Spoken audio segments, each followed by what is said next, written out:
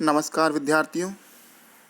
हमारा जो टॉपिक था वो चल रहा था प्राचीन भारत के इतिहास के स्रोत, जिसमें पुरातात्विक स्रोतों के बारे में, साहित्यिक स्रोतों के बारे में हम इससे पहले वाली कक्षाओं में पढ़ चुके हैं।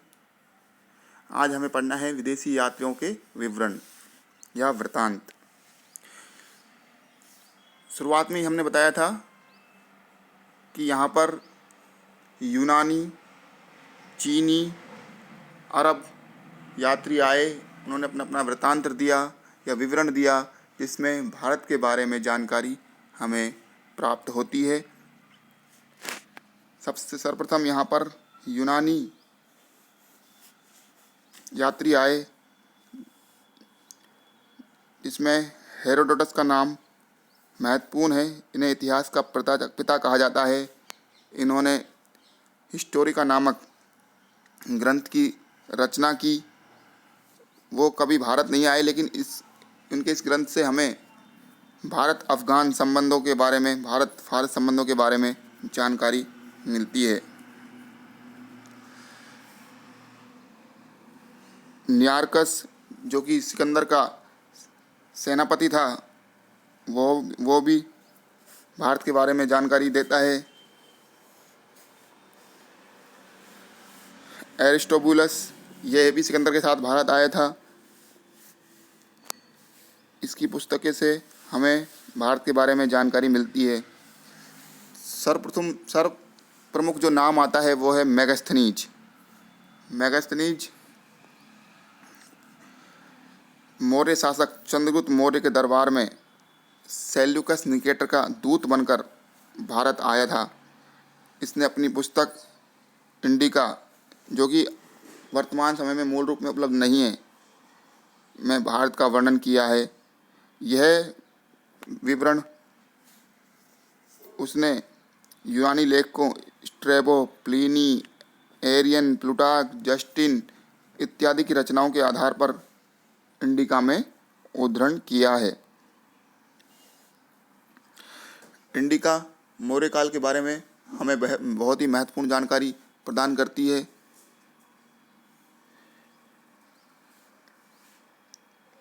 इसके बाद डायमेकस, डायोनिसियस नामक ये राजदूत भारत आए थे यूनानी।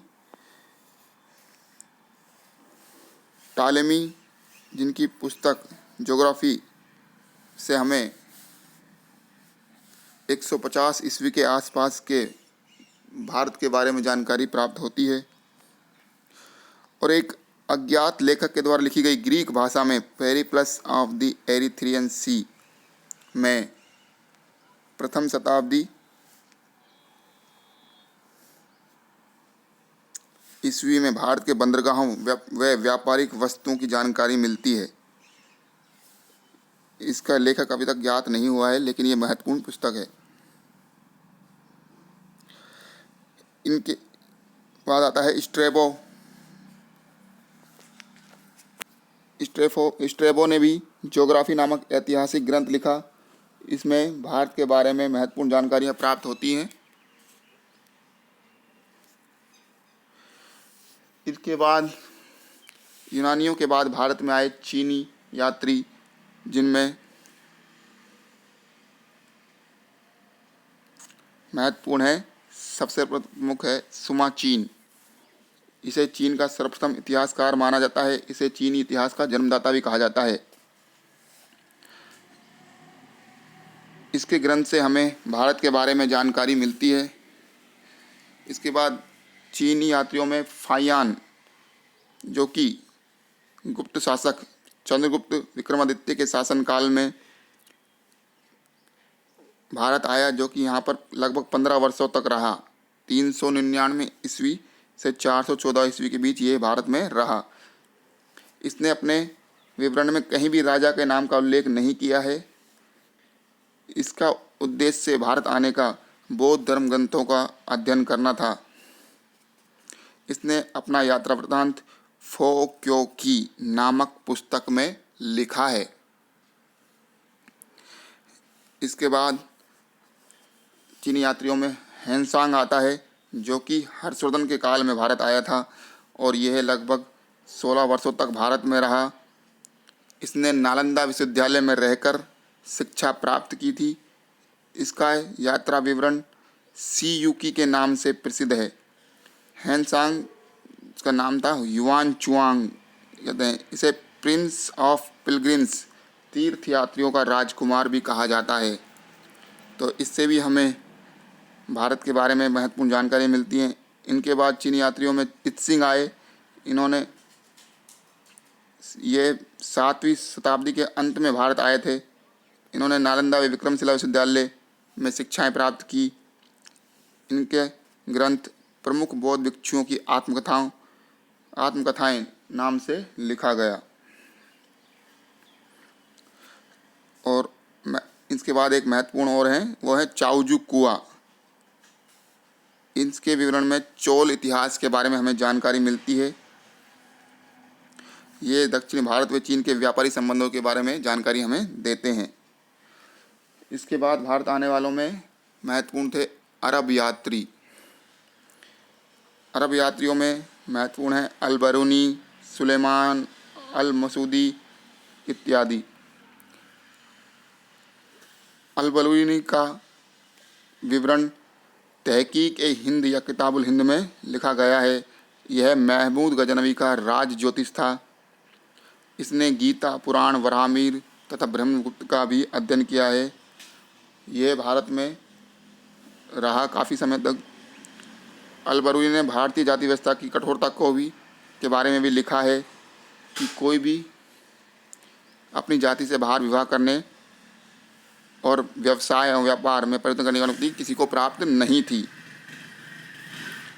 दूसरे महत्वपूर्ण हैं अरब यात्रियों में सुलेमान, जो कि 9वीं शताब्दी में भारत आए और इन्होंने प्रतिहार और पाल राजाओं के बारे में लिखा है। इन्होंने पाल शासकों को रूमा, राष्ट्रकूट राज्यों को बलहर, राष्ट्रकूटों की राजधानी मान्यकेत को मंकीर कहा। वह लिखता है कि बलहर की जुज के राजा, जुज का मतलब कन्नौज के गुर्जर प्रतिहार नरेश के साथ उनकी शत्रुता थी।